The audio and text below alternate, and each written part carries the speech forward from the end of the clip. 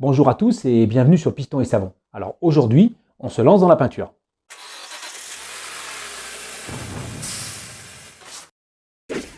Alors il y a longtemps que je voulais repeindre ce coffre de toit, qui a plus de 20 ans, et qui a vraiment souffert.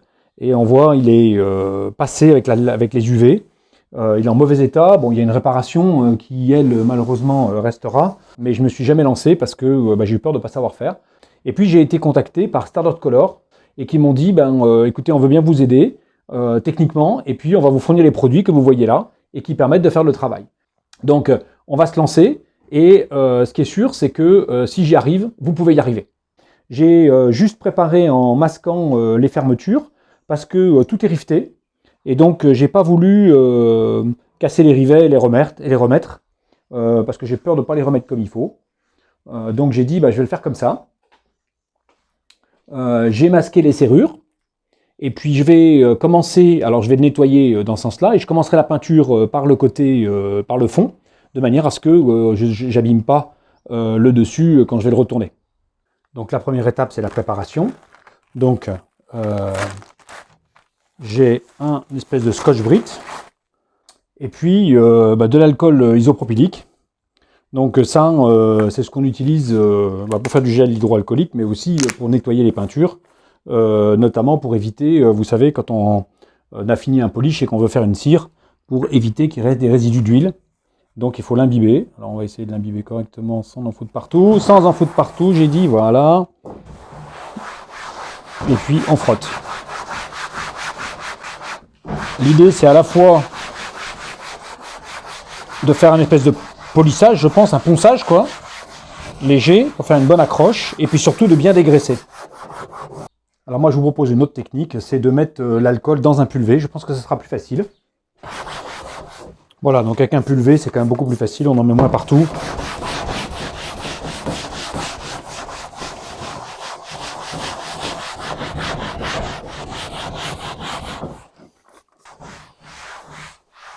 Alors en séchant, ça fait assez blanc, je pense que ça a enlevé quand même un peu de la couleur.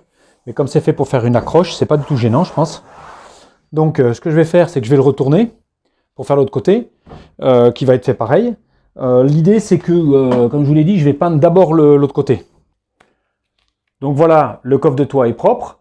Il a passé la nuit à sécher. Et donc ce matin, il fait meilleur. La température est au-dessus de 20 degrés. J'ai quand même fermé la porte du garage pour éviter les courants d'air, le vent, la poussière, et garder la température correcte. Donc j'espère que la lumière va aller. Ce que je propose, c'est juste de passer un petit coup d'alcool sur le coffre. Mais vous voyez, je mets juste une toute petite lichette d'alcool sur la microfibre. C'est juste pour être sûr que j'ai pas de poussière qui traîne, des choses comme ça. Donc c'est vraiment un coup rapide. En sachant que hier, j'ai quand même passé un petit coup de microfibre pour la poussière, là, parce que j'ai vu qu'il y avait une petite couche qui s'était formée, ce qui est normal. J'ai insisté sur les recoins, et notamment la liaison entre le dessous et le dessus, de manière à ce que je puisse ce matin être assez tranquille et attaquer assez rapidement. Alors maintenant la peinture.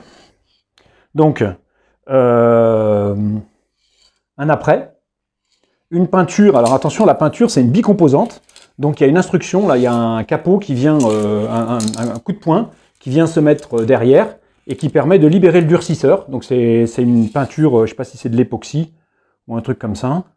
Les instructions. Passer 2 ou 3 couches de primaire plastique. Et dans les 5 minutes, passer une première couche de peinture. Et après, on a le temps de passer la seconde couche de peinture. J'ai un accessoire qui a été mis dans le carton par Stardust Color, qui est ce petit pistolet qui permet de se mettre sur la bombe de peinture. Je pense que ça va être très utile. Je vous rappelle que j'ai jamais fait ça, et c'est pour ça que je vous dis que si j'y arrive, vous y arriverez aussi. Donc on va se lancer. Alors bien sûr, lunettes de protection, masque et gants, ça c'est obligatoire. Donc pour le masque, bien sûr, il faut du FFP2 à cartouche si vous avez, et surtout si vous en trouvez, parce qu'actuellement c'est un peu compliqué. Donc moi, heureusement, j'ai un masque à peinture, un peu ancien, et que je vais tenir avec un masque tissu parce que les élastiques sont morts.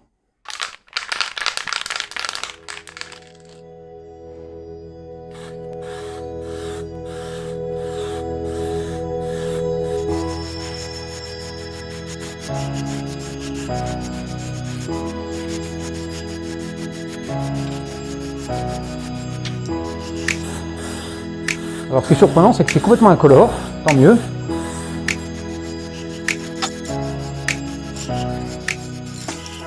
C'est pas mal. C'est pas mal du tout. Donc en tournant la buse, c'est un petit peu mieux. Ça permet d'avoir un jet qui est un peu différent. Allez, on attaque la peinture. Et puis on va essayer cette histoire. Donc je prends ça, je le mets là. Est-ce qu'il faut le mettre dans un sens ou dans l'autre? Bien secouer avant usage. Passer fortement. Ça y est, c'est clipsé. Et donc maintenant j'agite. Allez, on a bien secoué. On espère que c'est bon. On se met bien droit. Et puis ben, on y va.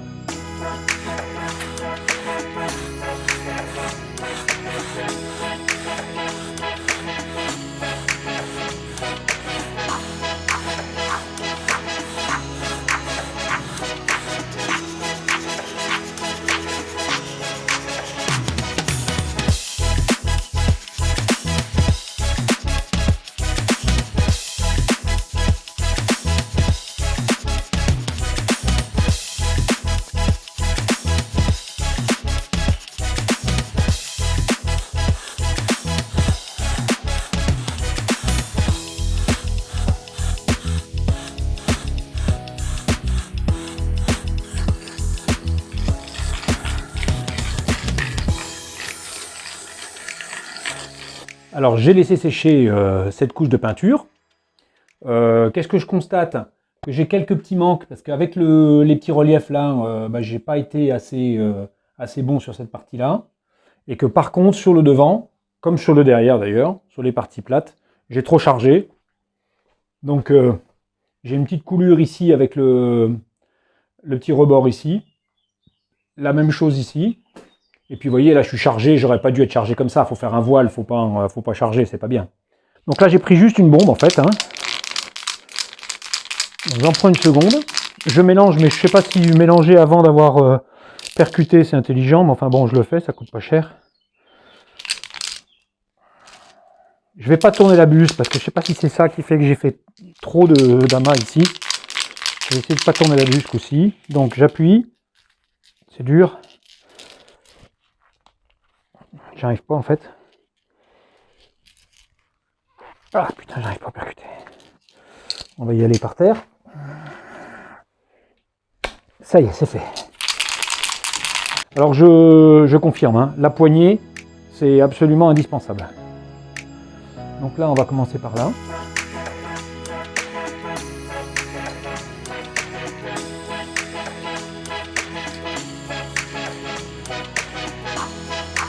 Je commence par le dessus ce coup-ci parce que c'est la partie qui est la plus difficile en fait.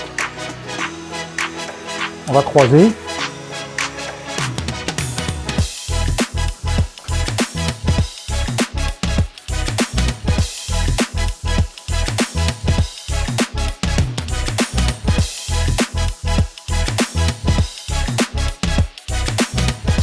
Ça tombe vachement bien. Donc voilà, la couche de dessous est finie. On a retourné le coffre, hein, s'il y a plusieurs pour être sûr de ne pas faire de bêtises. Et on a mis les petits boulons qui servent au renfort à l'intérieur sur les planches. Comme ça, on ne repose pas sur les planches. Et donc on est nickel. Et donc on va attaquer le primaire de ce côté-là. C'est parti. Alors le primaire, c'est facile. Hein. Par rapport à la peinture, c'est vraiment facile. Il suffit de regarder où ça brille. La pression de la bombe est moins forte que sur la peinture. De faire ça bien. Garder une bonne distance, toujours la même avec le coffre. Je reprends ma bombe de peinture puisque il faut faire le premier voile dans les 5 minutes. Donc je ressecoue bien et je vais essayer de faire un voile. On va voir si on est bon ou pas.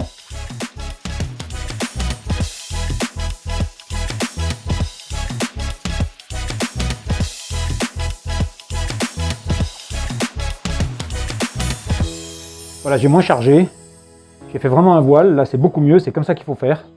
Donc vous voyez, on apprend assez vite en fait avec ça, surtout quand on a du matériel de très bonne qualité. Donc là, on va attendre 5 minutes que ça sèche, soit juste sec un peu au toucher, enfin on va pas toucher, mais soit sec un peu, voilà, et puis après on refait un petit voile. Donc je trouve que j'ai réussi à faire un petit voile léger, et c'est ça qu'il faut faire. Et donc on recommence pour finir la première couche, et puis après on fera une seconde. Je me mets bien droit, voilà. Alors le problème c'est que j'y vois pas grand chose entre la buée, la lumière, etc.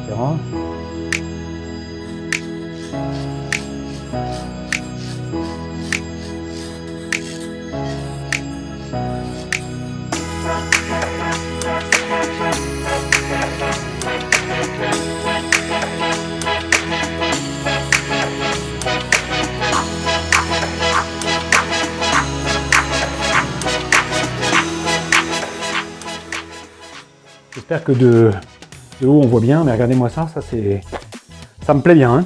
Donc on touche à rien, on laisse sécher et on revient dans un moment pour faire une seconde couche. Comme vous le voyez sûrement, ça commence à avoir de la gueule. Donc on va faire une dernière couche, surtout sur le devant là qui est un petit peu moins bien fait. L'arrière là, moi je trouve ça superbe, vraiment superbe, c'est brillant, c'est bleu, c'est superbe. Et donc je pense que ça va être le dernier petit coup. C'est parti.